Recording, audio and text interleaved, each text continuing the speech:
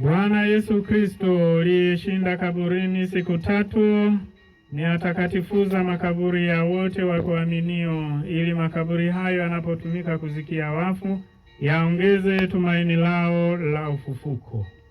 Ulibariki kaburi hili, jalie kwa huruma mtumishi wako Sister Maria Helena OSD, ambaye mwili wake unalala katika kaburi hili, apumzike kwa amani mpaka utakapomwangaza wakati wa kumfufua, wewe uliyefufua na uzima, na katika nuru ya uso wako aone mwanga wa milele kule mbinguni, unayeishi na kutawala milele na milele.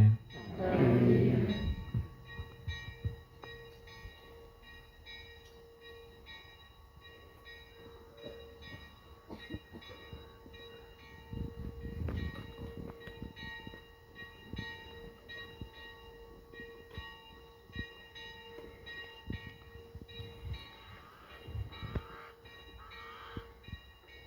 Kwa kuwa Kristo amefufuka wa kwanza katika wafu, tunamkabidhi huyu ndugu yetu Sister Maria Helena OSD kwa Bwana, ili ampokee katika amani atakapokuja kuifufua miili yetu ya unyonge na kuifanya ifanane na mwili wake wa utukufu, amfufue naye.